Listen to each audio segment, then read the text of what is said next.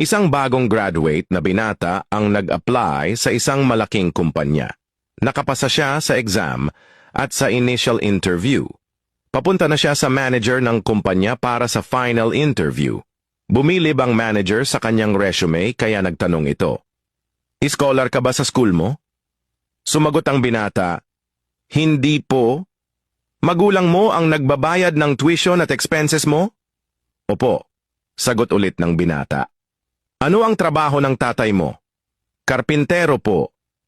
Ang nanay mo may trabaho din? Tumatanggap po ng labada at plansahin sa bahay. Pinalapit ng manager ang binata at sinabing ipakita nito ang kanyang mga kamay. Lumapit ang binata at ipinakita ang kanyang malambot at makinis na mga kamay.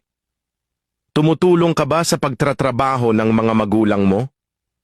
Hindi po. Ayaw nila ako patulungin dahil gusto nila na mag-focus ako sa pag-aaral.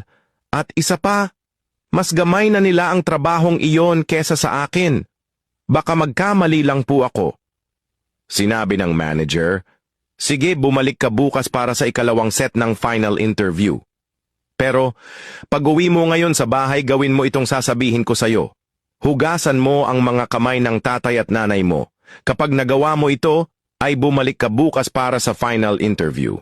Naramdaman ng binata na malaki ang pag-asa niya na makuha ang trabahong gusto niyang makuha. Pagka-uwi niya, ay sinabi niya sa nanay at tatay niya na huhugasan niya ang kanilang mga kamay. Nagtaka ang kanyang mga magulang. Masaya ang kanyang mga magulang, subalit halo ang kanilang emosyon. Medyo nahihiyang ipinakita ng kanyang mga magulang ang kanilang mga kamay. Ang kamay ng kanyang tatay ay puno ng kalyo at may isang patay na kuko dahil tinamaan ng martilyo ang daliri. Ang kamay naman ng nanay ay magaspang at may sugat dahil sa pagkukusot ng mga labahin. Napansin din niya ang isang maliit na paso na malamang ay dahil sa pagtanggap ng plantsahin. Ito ang unang pagkakataon na napagmasdan niya ang kamay ng kanyang mga magulang. Ang mga kamay na nagtatrabaho araw-araw para matustusan ang kanyang pag-aaral. Ang mga kamay na nagbabanat ng buto para magkaroon ng pagkain sa kanilang hapagkainan.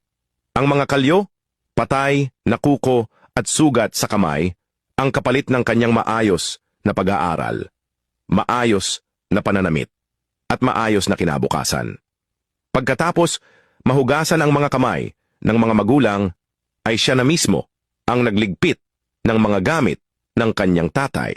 At siya na din ang nagtiklop ng mga damit na pinaarawan ng kanyang nanay mula sa sampayan.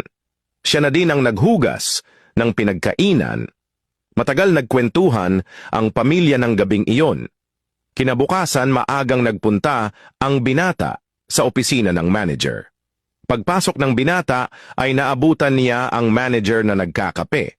Napansin ng manager ang nangingilid na luha sa mga mata ng binata nang kanya itong tanungin. Sige, ikwento mo sa akin kung ano ang ginawa mo sa bahay ninyo at kung ano ang natutunan mo. Sumagot ang binata. Hinugasan ko po ang kamay ng aking tatay at nanay at ako ang nagligpit ng mga gamit nila sa pagtatrabaho. Ngayon naiintindihan ko na, kung wala ang aking mga magulang, ay wala ako ngayon sa ganitong estado. Nung tinutulungan ko po ang aking mga magulang, ay narealize ko na mahirap palang gumawa ng nag-iisa. Napagtanto ko ang kahalagahan ng sakripisyong ibinibigay nila sa akin. Hanggang sa ngayon, magmula nang ako ay bata pa dahil sa kanilang labis na pagmamahal sa akin, nagagawin ang lahat ng makakaya kahit na sila'y nahihirapan ay kanilang tinitiis. Narealize ko kung gaano kahalaga ang pagkakaroon ng magulang ng mapagmahal na pamilya. At bilang ganti ay nais kong ako naman po ang maging gabay nila sa pagtanda. Pagkarinig nito ay kinamayan ng manager ang binata. You are hired. Pahalagahan natin ang ating mga magulang, dahil kung wala sila, wala din tayo.